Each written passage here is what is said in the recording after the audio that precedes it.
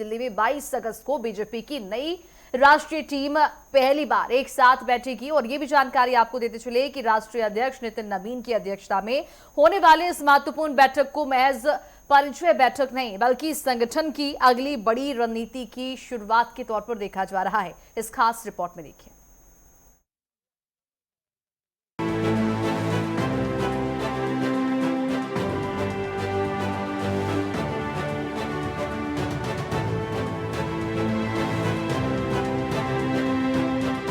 नई टीम, नई जिम्मेदारियां और सामने चुनावों का बड़ा रोड मैप। बीजेपी की 65 सदस्यीय नई राष्ट्रीय टीम की पहली औपचारिक परिचय बैठक 22 अगस्त को नई दिल्ली में होगी। बैठक की अध्यक्षता राष्ट्रीय अध्यक्ष नितिन नवीन करेंगे। इसमें सभी नवनियुक्त राष्ट्रीय पदाधिकारी शामिल होंगे। बैठक में नए पदाधिकारियों का आपसी परिचय कराया जाएगा। साथ ही संगठनात्मक जिम्मेदारियों को लेकर चर्चा होगी और पदाधिकारियों को उनकी जिम्मेदारियां सौंपे जाने की संभावना है। लेकिन बीजेपी की इस बैठक का एजेंडा सिर्फ परिचय तक सीमित नहीं रहने वाला। 2027 में होने वाले विभिन्न राज्यों के विधानसभा चुनावों के लिए संगठन की रणनीति और प्राथमिकताओं पर मंथन होगा। और नजरें सिर्फ 2027 पर नहीं, 2029 की बड़ी लड़ाई पर भी है। लोकसभा चुनाव 2029 के लिए संगठन के रोडमैप पर भी गंभीर विचार विमर्श होने की संभावना है। 22 अगस्त की बैठक नई टीम के आपसी तालमेल के साथ बीजेपी के भविष्य की संगठनात्मक दिशा तय करने के लिहाज से भी अहम मानी जा रही है।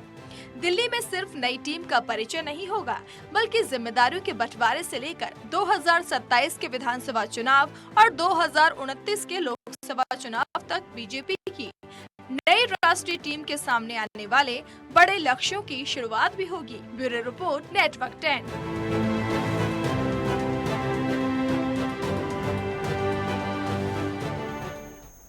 तो आपको बता दें कि देश की राजधानी में 22 अगस्त को बीजेपी की नई राष्ट्रीय टीम पहली बार एक साथ बैठेगी। राष्ट्रीय अध्यक्ष नितिन नवीन की अध्यक्षता में होने वाले इस महत्वपूर्ण बैठक को महज एक परिचय बैठक नहीं माना जा रहा है बल्कि संगठन की अगली बड़ी रणनीति की शुरुआत के तौर पर इसे देखा जा रहा है। और देखिए, काफी महत्वपूर्ण बैठक इसलिए भी हो जाती है क्योंकि जिस तरह से कई राज्यों में विधानसभा के चुनाव हैं, खासकर उत्तर प्रदेश की अगर हम बात कर ले तो तमाम कोशिशें जो हैं वो बीजेपी की ओर से की जा रही है। कोई भी कोर कसर बीजेपी छोड़ना नहीं चाहती है, चाहे वो संगठन को मजबूत करने की बात हम कर ले, बूथ लेवल को मजबूत करने की बात कर ले, तमाम चीज़ों को लेकर बीजेपी जो है वो अलर्ट है, काम कर रही है। और उसी सिलसिले में 65 सदस्यीय टीम जो है वो बीजेपी की ओर से बनाई गई है और ये टीम जो है वो इस बैठक में शामिल होंगे। काफ़ी महत्वपूर्ण ये बैठक होने वाला है। 22 अगस्त को बीजेपी की नई टीम जुटेगी और नई टीम, नई जिम्मेदारियां, कई चुनौतियां भी होंगी। इन तमाम चुनौतियों को लेकर बीजेपी बड़ा रोड मैप इस दौरान इस बैठक में बना सकती है। बीजेपी की 65 सदस्यीय नई राष्ट्रीय टीम की पहली औपचारिक परिचय बैठक 22 अगस्त को नई दिल्ली में होने जा रही है। और इस बैठक की बात करें तो बस बैठक की अध्यक्षता राष्ट्रीय अध्यक्ष नितिन नवीन करेंगे और इसमें सभी नवनियुक्त राष्ट्रीय पदाधिकारी भी शामिल होंगे। बैठक में नए पदाधिकारियों का आपसी परिचय करवाया जाएगा। इस तमाम चीजों को लेकर इस बैठक में चर्चा होगी।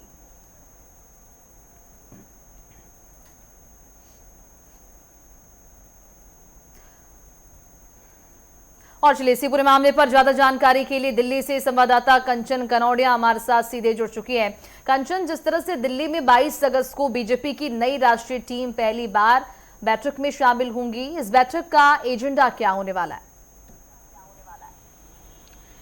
जी बिल्कुल, देखिए आपको बता दें कि 7 महीने बाद नितिन नवीन जो कि भारतीय जनता पार्टी के राष्ट्रीय अध्यक्ष है, उनके अध्यक्ष बनने के 7 महीने बाद उनकी नई टीम का गठन कल ही हुआ है और 65 लोगों की जो है वो टीम है और उसकी जो पहली बैठक है वो 22 तारीख को दिल्ली में होने जा रही है। आपको बता दें जितने भी मंत्री बने हैं, महासचिव बने हैं, उपाध्यक्ष बने हैं, सभी जो है दिल्ली में मुलाकात करेंगे और जो इस मीटिंग का, जैसे कि आपने भी जिक्र किया कि एजेंडा क्या है, इस मीटिंग का एजेंडा ये है कि जो नए लोग हैं वो आपस में मिले, तालमेल बैठे और आगे आने वाले इस यदि पूरी टीम को, पूरी लिस्ट को आप ध्यान से देखेंगे, पढ़ेंगे तो साफ तौर पे नजर आता है जितने भी 5 राज्यों के विधानसभा चुनाव हैं, उन चुनावी राज्यों से से ज्यादा नेताओं को इस टीम में जो है वो जगह दी गई है। सीधे तौर पे इसे इस तरीके से देखा जाए कि आगे आने वाले 5 राज्यों के विधानसभा चुनाव में भारतीय जनता पार्टी किसी भी तरीके की कोई भी छोटी या बड़ी गलती करने से बचने के लिए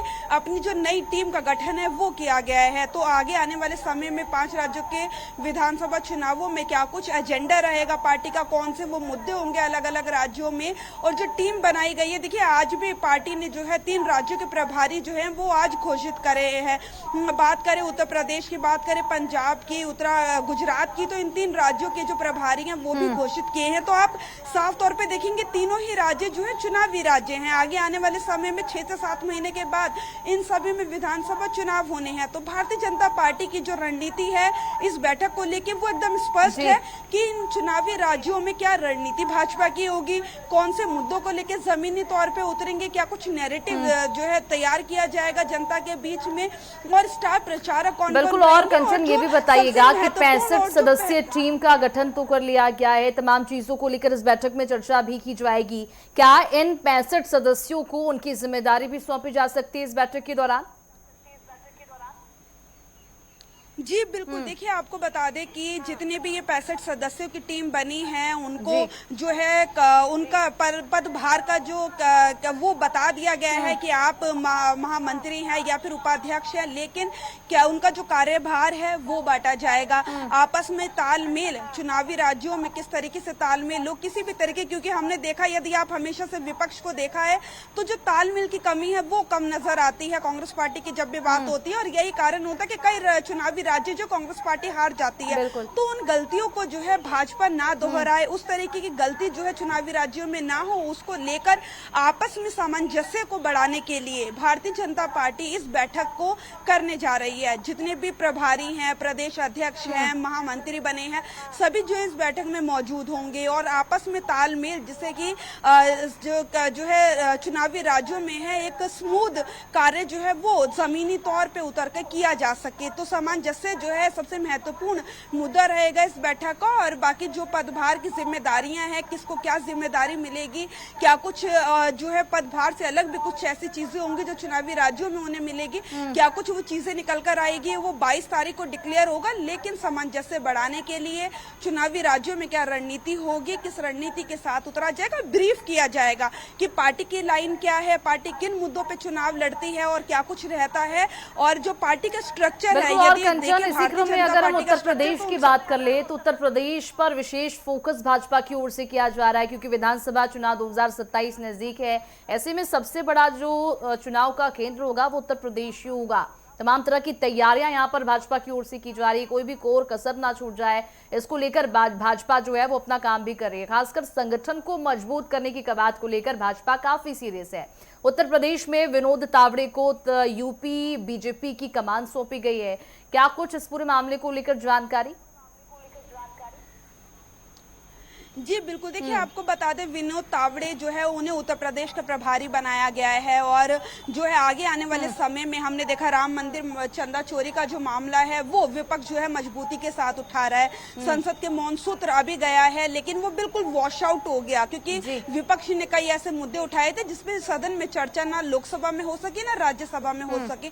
तो ऐसे में विपक्ष को किस तरीके से जो है विपक्ष के सवालों के जवाब दिए जाएंगे, क्या कुछ रणनीति भारतीय जनता पार्टी की होगी। देखिए प्रभारी को जो है उत्तर प्रदेश का विनोद तावड़े को प्रभार दे दिया गया है। अब उन्हें अपनी टीम को मजबूत करने के लिए पूरे 6 महीने पड़े हैं। तो ऐसे में जो 6 महीने में मजबूती जो वो दे पाएंगे, पार्टी को जो पार्टी की लाइन है वो बाकी नेताओं को ब्रीफ कर पाएंगे, और मुद्दे क्या क्या रहेंगे पार्टी में। जो उत्तर प्रदेश में हमने देखा है कि जो अभी हाल फिलहाल ही में वहां पे भी कई सारे बदलाव हुए हैं, तो ऐसे में कई नेता हैं जो है ब्रीफ करना है और जिन्हें कई सारी जिम्मेदारियां भी सौंपनी है, तो प्रभारी का गठन जो है ठीक काफी समय पहले कर दिया गया है। सबसे पहले उत्तर प्रदेश का और बात करें पंजाब और गुजरात के प्रभारियों को नियुक्त कर दिया गया है।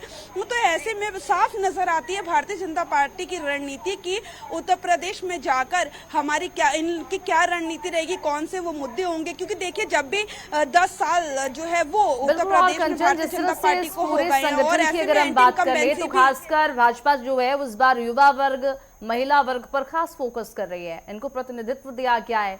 इन तमाम पहलुओं पर भाजपा की आगे की रणनीति किस तरह से होगी? जी बिल्कुल, देखिए आपको बता दें कि ना केवल भारतीय जनता पार्टी बल्कि हम विपक्ष की भी कई पार्टियों का जिक्र करें, समाजवादी पार्टी का जिक्र करें, कांग्रेस पार्टी का जिक्र करें, तो जो बदलती हुई राजनीति है उसमें एक चीज कॉमन है कि जो जेनजी का वोट है वो सभी अपनी तरफ अपने पाले में लेने के लिए जो है जद्दोजहद सभी पार्टियों में चल रही है। और यही कारण है कि कल हमने जब भारतीय जनता पार्टी की लिस्ट देखी 65 लोगों की, तो उसमें जो है युवा वर्ग ज्यादा नजर आया। ना केवल युवा बल्कि महिलाएं भी जो है 11 से 12 महिलाओं को उसमें जगह दी गई है। तो ऐसे में युवाओं को किस तरीके से जेनजी का वोट अपने पाले में लिया जाए, क्या कुछ रणनीति रहेगी और उसको लेके जो है काम किया जाए, वर्क किया जा रहा है। क्योंकि हमने जंतर मंतर पर देखा था युवाओं का प्रदर्शन और उसके बाद प्रधानमंत्री नरेंद्र मोदी जिस तरीके से इंस्टाग्राम पर अपना जो है फ्रंट कैमरे से वीडियो बना के जारी करते हैं, ना केवल एक बार करते हैं बल्कि एक कंटिन्यूटी में वो बार बार किया जा रहा है। तो साफ नजर आती है भारतीय जनता पार्टी की रणनीति की युवाओं का जो वोट बैंक है उसे भी साधने के लिए जो है वो पूरी जद्दोजहद की जा रही है, ना केवल दिल्ली में केंद्र में बल्कि किसी भी राज्य में, क्योंकि भारत जो है युवाओं का देश है। और ऐसे में उत्तर प्रदेश का जो है विधानसभा चुनाव होने वाला है, युवाओं को ज्यादा से ज्यादा मौका मिले। उत्तराखंड में हमने देखा 11 से 12 उत्तराखंड और उत्तर प्रदेश के लोगों को शामिल किया गया है कल की सूची में। तो साफ तौर पर रणनीति नजर आती है, सभी चेहरे जो है वो युवा चेहरे हैं ज्यादातर। तो भाजपा की सरकार जो है वो कहीं ना कहीं युवा वर्ग महिला वर्ग पर विशेष तौर पर फोकस कर रही है, खासकर संगठन को मजबूत करने की कवायद को लेकर बीजेपी लगातार काम कर रही है। और उसी सिलसिले में 22 अगस्त को बीजेपी की नई राष्ट्रीय टीम की महत्वपूर्ण बैठक होने वाली है। ना सिर्फ परिचय बैठक ही होगा, तमाम पहलुओं को लेकर भी इस बैठक में चर्चा की जाएगी। तमाम जानकारी के लिए कंचन बहुत शुक्रिया आपका।